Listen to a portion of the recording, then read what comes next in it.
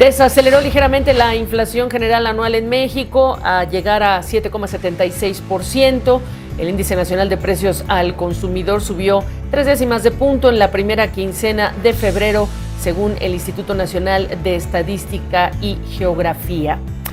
Y en días pasados, ya que estamos hablando de inflación y del efecto que ha tenido en los hogares en todo el mundo, en días pasados le hablé de ayudas que gobiernos en China y en el Reino Unido, los más recientes, están dando a los hogares de bajos ingresos. Alimentos gratuitos para estudiantes en escuelas primarias públicas en el Reino Unido, apoyo mensual a hogares de bajos ingresos en varias ciudades en China. Pero ¿qué pasa en el caso de México con el desafío de la inflación, de esta realidad macroeconómica y los apoyos o ayudas que está entregando el gobierno? Le agradezco a José Nabor Cruz, el secretario ejecutivo del Coneval, que es el Consejo Nacional de Evaluación de la Política de Desarrollo Social, que nos acompañes esta tarde. Primero, muchas gracias por la oportunidad y si es que nos puedes hacer una breve radiografía del golpe que tiene en este momento la inflación para los hogares y sobre todo los de menores ingresos.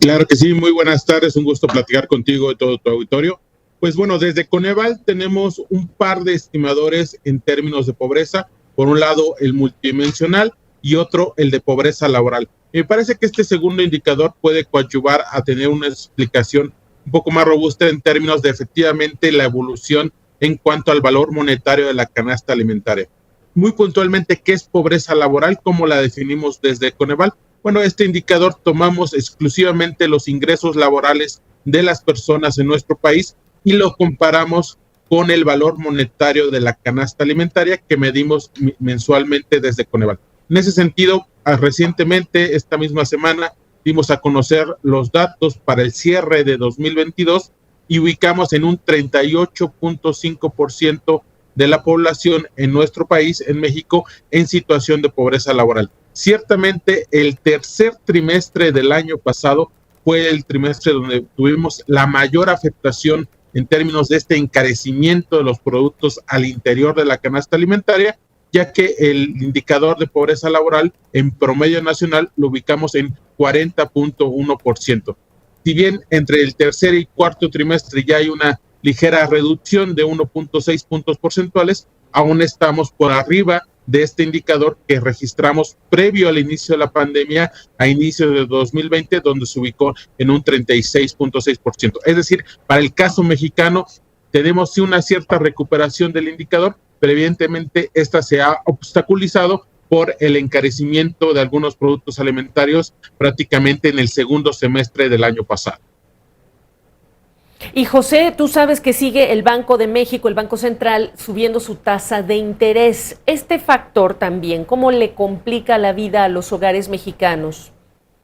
Bueno, evidentemente, si bien esta es efectivamente una de las medidas de política monetaria que ha ejercido Banxico, el Banco Central, prácticamente los últimos 8 meses para tratar de contener el proceso inflacionario en nuestro país, efectivamente el que se tenga ya una tasa de interés de doble dígito en nuestro país, ciertamente hay un encarecimiento del crédito que reciben no solamente las empresas, sino también los hogares, y en México, si bien no es una medida que tengamos directamente desde Coneval, sí podemos monitorear que evidentemente como un complemento al ingreso de las familias, de los hogares, son los créditos de consumo y también para el crédito para adquirir algunos bienes duraderos como electrodomésticos. En ese sentido, pues que haya un encarecimiento de los créditos al consumo en nuestro país, evidentemente podrá tener una afectación en términos negativos al poder de consumo de los hogares, sobre todo de los de menores ingresos, que dependen en mayor valía en estos tipos de créditos de consumo de mediano y largo plazo.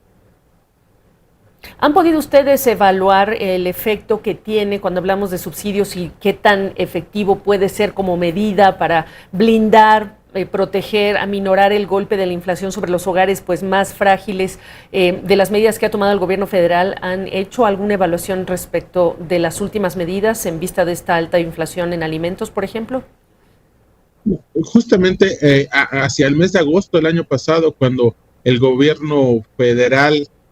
dio a conocer algunas medidas en cuanto a tratar de contener este proceso inflacionario,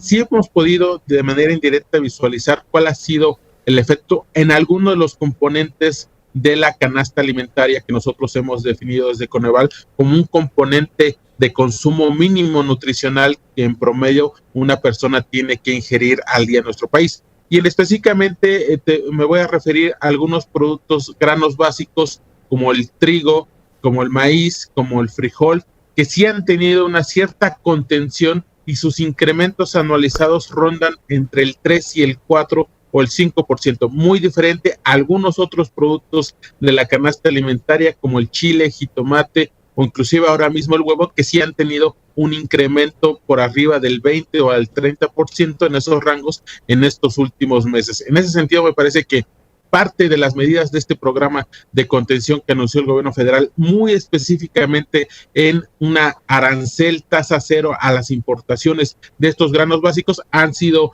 en parte un elemento positivo de contención para que, reitero, este conjunto de granos básicos que son fundamentales en la dieta de la mayoría de los hogares de México, pues no tengan un proceso de encarecimiento como algunos otros productos de la canasta alimentaria, como se ha registrado en los últimos meses aquí en México.